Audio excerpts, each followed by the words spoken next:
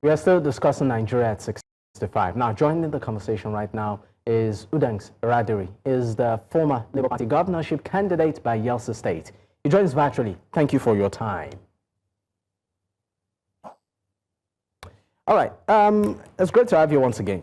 Let's look at our elections. I mean, you're a former governorship candidate. I would like you to draw largely from your experience, in the fields of campaign and your experience in politics over the years. Since Nigeria transitioned into democracy, would you say that our elections and the quality of our electoral process is pretty much improving? Well, I wouldn't say we're improving. Where we are now is actually we are in a very sorry state, because at a point when throughout history you have had high times and low times, and I think that this is one of the lowest of times in terms of politics in Nigeria.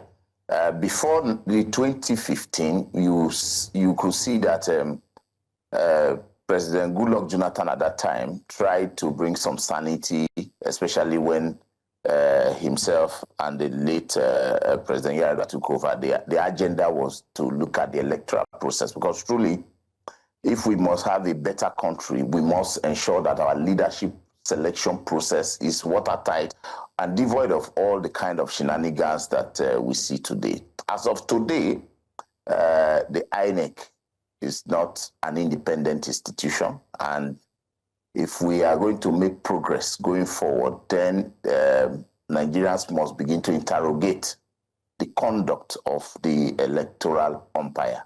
I have had my own bitter experiences, aside from the fact that poverty has been weaponized by successive leadership that have come into play.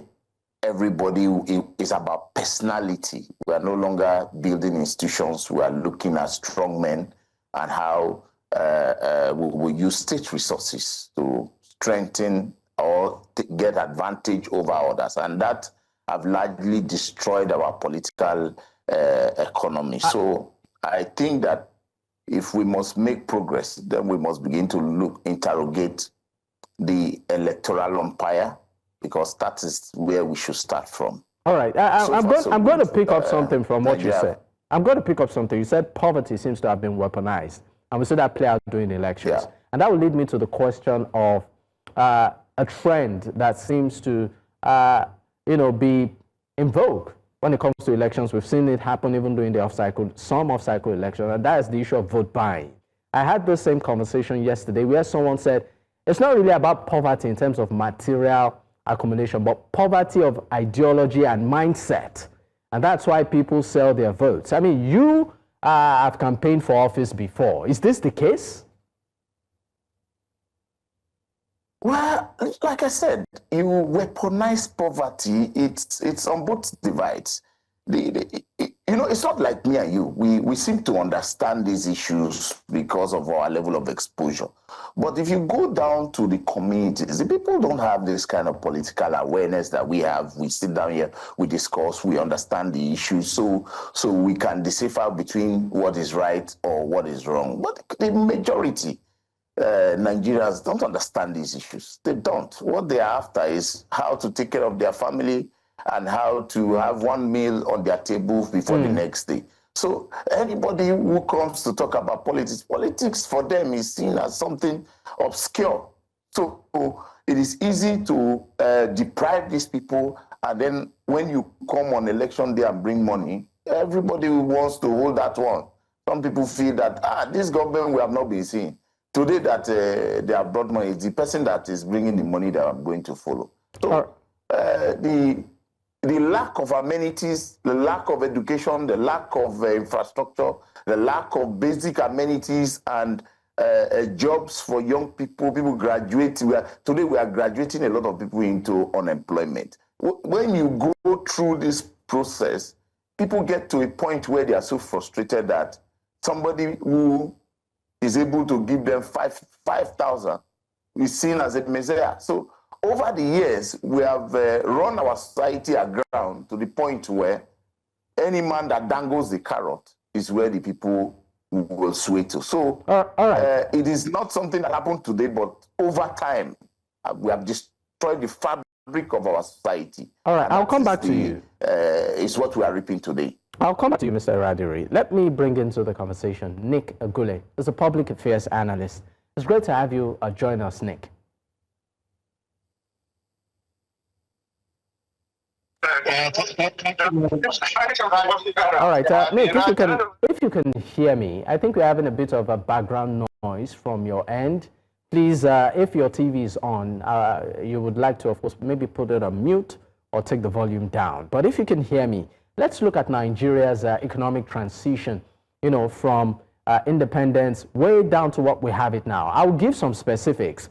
For instance, in the 1970s, the dollar to the naira was was less than 1 naira. That's in the 1970s. It was $1 to 0.682, I guess, to a naira. But right now, what we have is a dollar is about to the naira is about 1,500, 1,400 plus. And then if you look at in terms of what we owe right now compared to what the country was at the point, right now the country owes about 148 trillion naira compared to what it used to be in the 80s and the 90s and, post-independence. Let's also talk about the cost of living, the standard of living, and all of that. My question to you is this. We've seen governments come and go with different policies. Some closing the border to ensure that local production boosts, others opening it up so that, there's international transaction. But we are where we are. Where do we seem to get it wrong economically? Thank you very much. Can you hear me? Yes, please. Okay, thank you very much.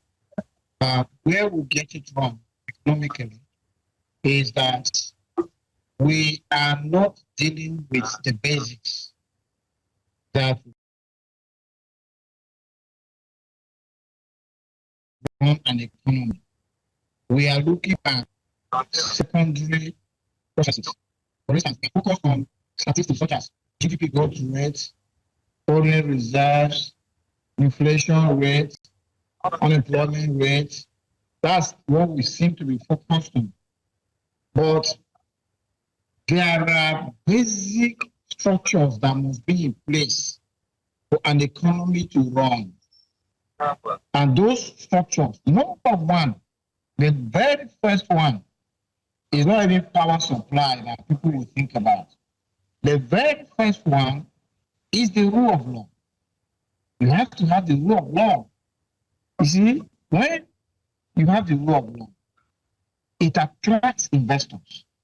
Look, Mr. President can travel all around the world, but without the rule of law, investors are thinking, if I bring in my capital and invest in this economy, and I have a dispute, can the judiciary give me judgment? Can I believe that the police, the immigration, the customs, and other agencies of government will treat me without demanding for bribes? Will I be able to invest my money and my staff are not at risk of kidnapping or banditry and all of that? When I bring in my investment, will the infrastructure be there? For instance, if I invest in agriculture, will there be roads to bring out my produce to the market? So investors are looking at those basics. Rule of law, infrastructure, power supply, availability of domestic gas, corruption in the public service, in the private service, and all of that. If you don't put those ones in place, you can monitor GDP growth rates. It will just be 1%, 2%, 3%. When you have 4%, you are happy. Whereas if you have that in place, you have these structures I'm talking about in place, Nigeria is potentially a double-digit GDP growth rate economy. Mr. Agule, let's fast-track this conversation. Please hold on. Let's fast-track this conversation to some of the policies of this current administration. upon the assumption of office. One of the policies was the removal of the petrol subsidy, which it claimed was a cesspool of corruption, and wanted to divert those funds into other alternatives. But right now, if we look at what the country owes, some will tell you is the highest they've seen, in years. So I would like you to speak particularly on that, given the cost and standard of living of the average Nigerian and some of the policies of the current administration. Does it look like it keeps telling us or telling Nigerians to be patient? I mean, from an economic perspective, how long do you think we can be patient before we start seeing these fruits? Or is it in futility? If you ask me to appraise the policies, the economic policies of the current government, I would say that an economy runs on two pillars, demand and supply. So a student of economics, perhaps your very first lecture in economics or within no time that you have started the study of economics, you are going to hear those two concepts, demand and supply. And that's what an economy is about. The policies of the current government are dealing with demand. Unfortunately, the current government is not looking at supply, is not looking at output growth. And because of that, the policies that they are bringing on, as advantageous as they are, because there is no supply side economics, Nigerians are suffering. It is the supply side economics that would have actually brought the succor that Nigerians are looking for. So let me be detailed. Let me take the first one. Fuel subsidy removal is a good policy because it removes the criminality in the fuel subsidy regime. I mean, Mr. President had the option of keeping the fuel subsidy and fighting the criminality. But let us say he thought it would not be easy to fight the criminality. So he decided to go for the option of removing the subsidy. That is the demand side of economics. Where is the supply side? The supply side is that immediately Mr. President removed fuel subsidy and petrol prices jumped to 900, touching 1,000. He needed the supply side economics to start bringing those prices down. And the easiest, lowest hanging fruit for Mr. President to have get with the supply side economics is our 4 refineries. Our 4 refineries with a combined capacity of 445,000 barrels.